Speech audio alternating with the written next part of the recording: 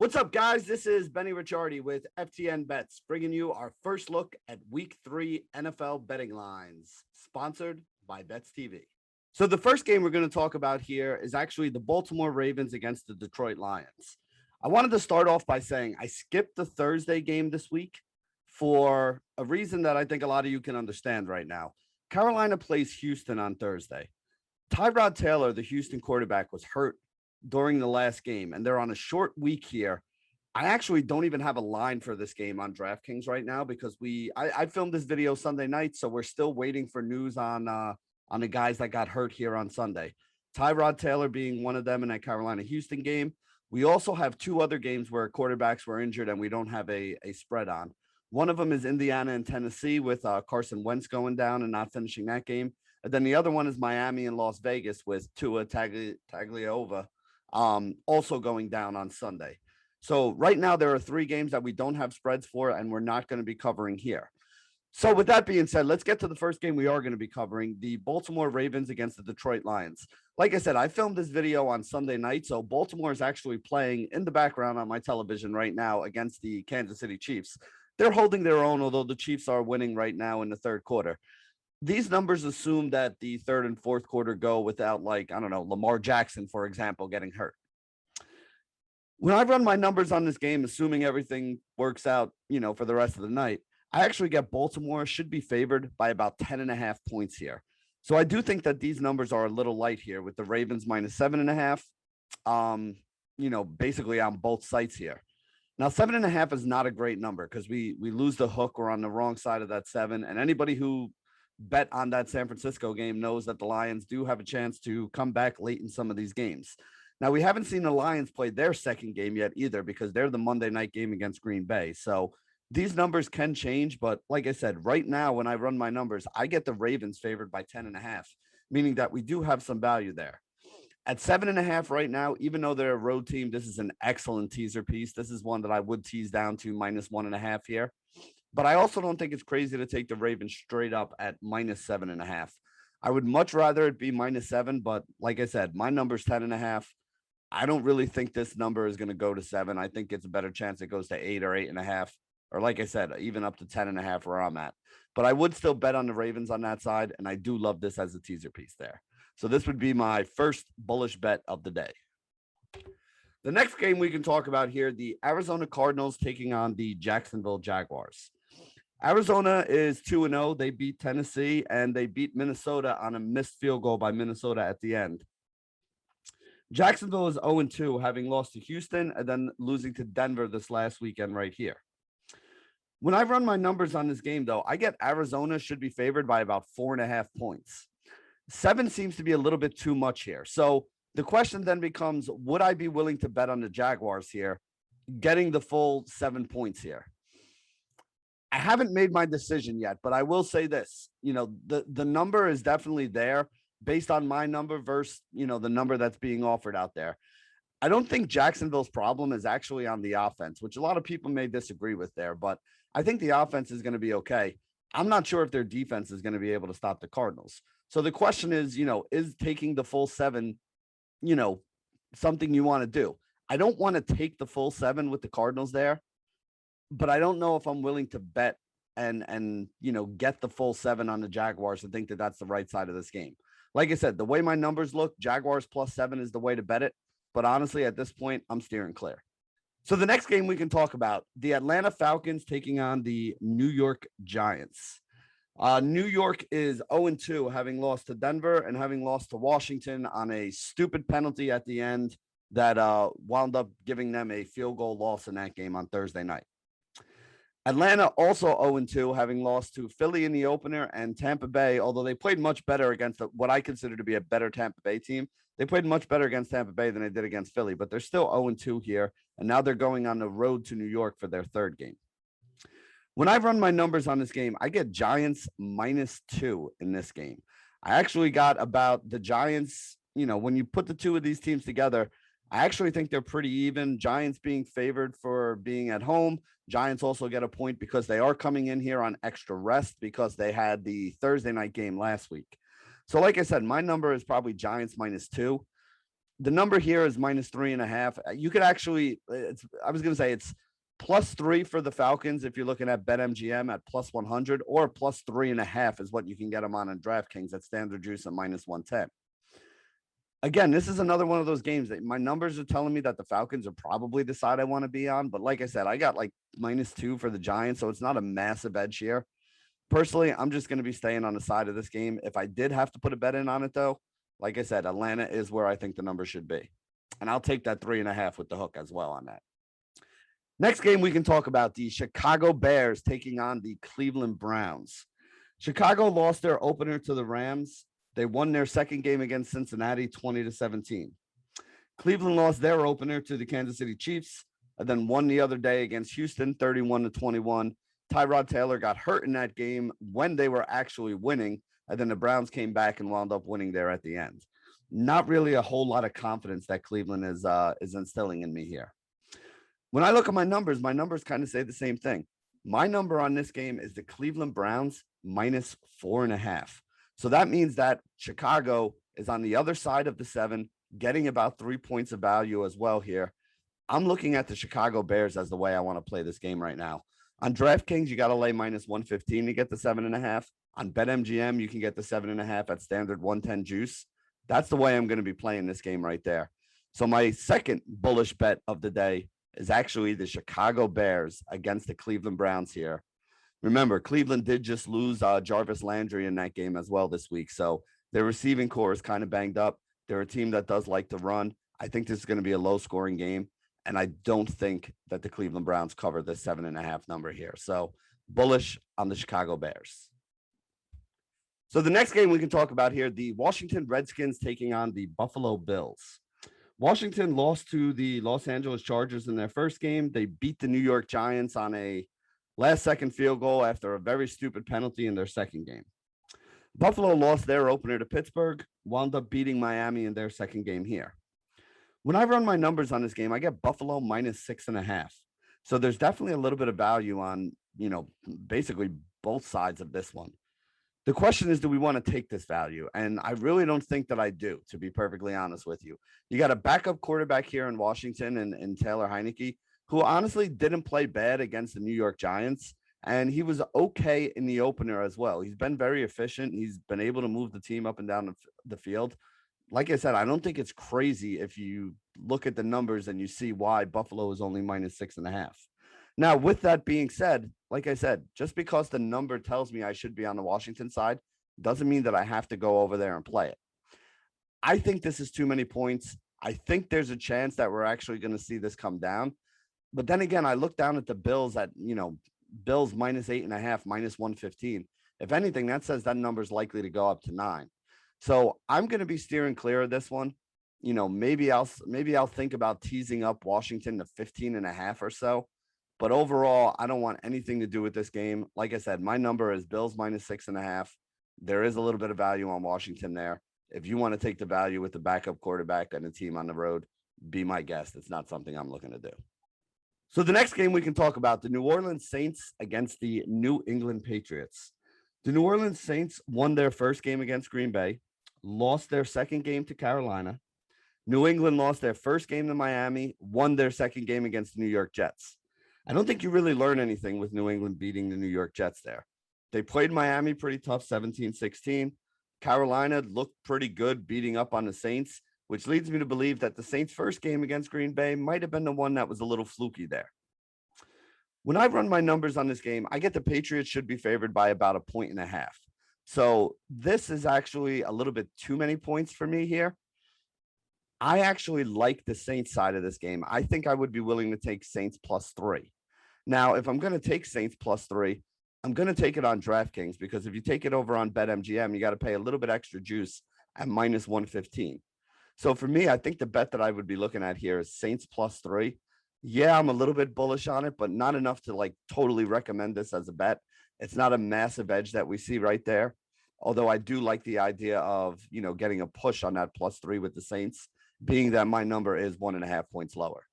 The next game we can talk about here, the Los Angeles Chargers taking on the Kansas City Chiefs. as I said, I'm doing this video on Sunday night. So the Chiefs are actually still playing. They're up about a touchdown right now on Baltimore in the, I think it's the beginning of the fourth quarter or so.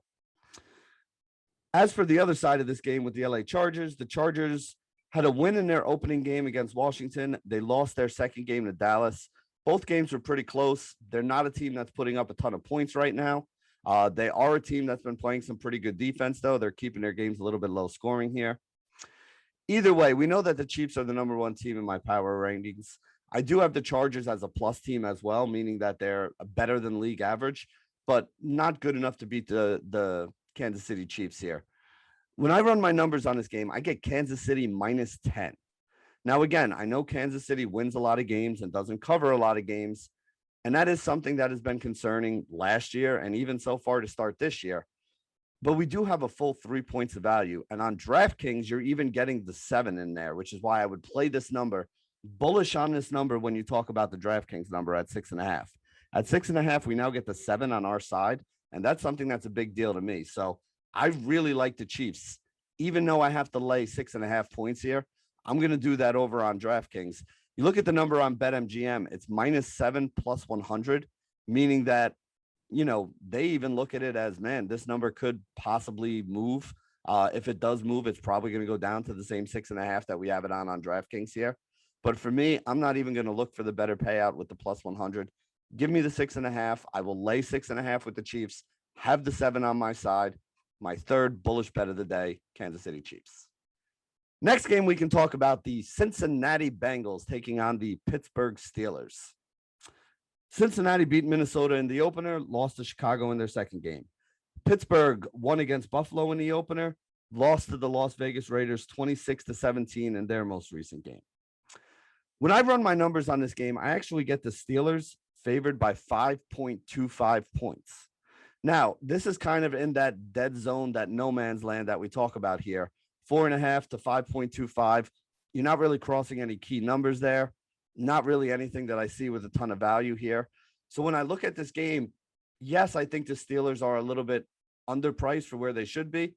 But with that being said, I can't really bet on it with my number being 5.25, having to lay 4.75. It's not giving me enough room for error and not enough margin there to do the right thing. So I'm going to be staying away from this game as well.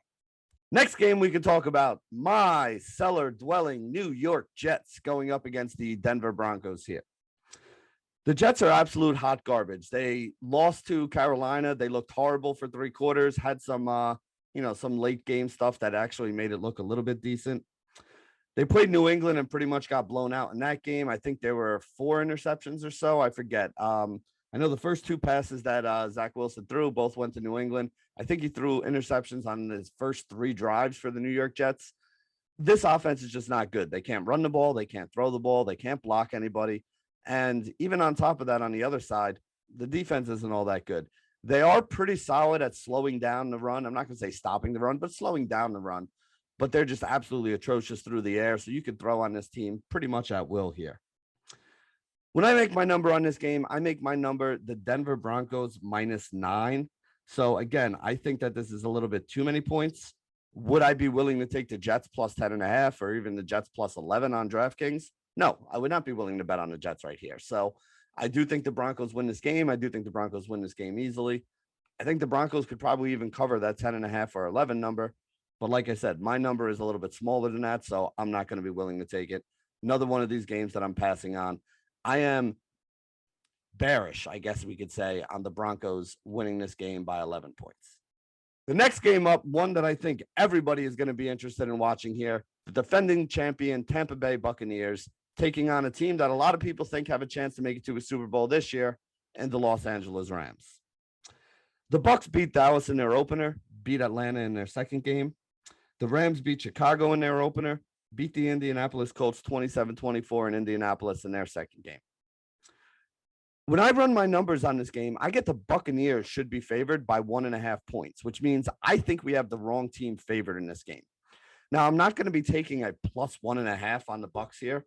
I'm going to go straight up with the Bucs on the money line. And at BetMGM, we can get them at plus 110. DraftKings, it's only plus 105. Like I said, I think the wrong team is favored in this game. You're still the champs in my book until you knock them off. even though basically this line is saying that they think the Rams and the Bucs are even. And I don't think the Rams and the Bucs are even. I think the Bucs are still a better team than the Rams, probably by about a field goal on a neutral field, which is why I have the Bucs favored by 1.5, even though they're on the road here today. So for me, the way to play this game, I am bullish on the Tampa Bay Buccaneers money line at plus 110. I'm not, like I said, I'm not even messing with the spread here. I think the wrong team's favored. I'm going to take the plus money on a team that I think should win this game, especially if you're going to give it to me. Like I said, I don't even think it's a coin flip. I think the Bucs should be favored. So if I'm going to get the team that I think should be favored at plus 110, I'm going to do that every time. Bullish bet, Tampa Bay Buccaneers. The next game we can talk about, we have the Seattle Seahawks taking on the Minnesota Vikings here. I don't think that the spread is big enough in this game. When I run my numbers on this game, so let's talk about the teams first. Seattle win against Indianapolis, lost to Tennessee in their second game in an overtime game as that one went. Minnesota lost to Cincinnati, lost to Arizona on a missed field goal at the end that they had every chance to win that game, and they just didn't come away doing it. When I run my numbers on this game, I actually get Seattle being favored by 3, even on the road. I have them being favored by more than 4 if this was on a neutral field. So even factoring in the fact that Minnesota's home, I still get Seattle -3 here. So when I see Seattle -1, I'm thinking that there's some value in there. I think there's value in the money line at -120, but this one, I'd rather just take Seattle -1 because I can get the -1 at -110, which is better than the money line here at -120. Like I said, I think this should be a full field goal for Seattle being favored. The fact that they're not favored by a full field goal means that there is some value on that side. So give me the Seahawks -1 in this game, another bullish bet on the day. That brings us to the Sunday night football game between the Green Bay Packers and the San Francisco 49ers. Like I said, this is a tough one for me to break down because it's Sunday night. I have not seen the Packers on Monday. The last taste I have in my mouth of the Green Bay Packers is Green Bay getting absolutely blown out by New Orleans. And that wasn't really flattered today because New Orleans did not look that great against Carolina. So for the Packers to lose that badly to New Orleans and then New Orleans to get knocked off by a team in Carolina that we weren't super, super high on, it doesn't give me a lot of faith in the Green Bay Packers here. With that being said, we look at the other side of this game with the San Francisco 49ers. San Francisco beat Detroit. San Francisco beat Philadelphia. Do we really know if San Francisco is all that good, though? We don't think Detroit's very good. Maybe we'll get some more confirmation in that on Monday night when Green Bay plays Detroit. We know that Philly's not that great. The only team they beat was Atlanta. Atlanta looked a lot better today, but those were two teams that most people have towards the bottom of their power rankings for the 2021 season. When I run my numbers on this game, I get San Francisco -1.5. So I think that the full 3 points is probably too many. The 4 points even on BetMGM is way too many, but I also want to see what Green Bay does before I say anything. So here's what I would say. Is there value on the Packers side? There probably is. The BetMGM +4 at -110. Definitely think that there's some value on that side and would be the side of the game I want to be on. But I don't want to pull that trigger until I see Green Bay tomorrow and see if that first game was really a fluke or if this team just looks absolutely disinterested and, comes out flat again in the second game. So for now, what I'm going to say is I'm bearish on the San Francisco 49ers at -4 and even bearish on San Francisco at -3. I think both of those numbers are too big.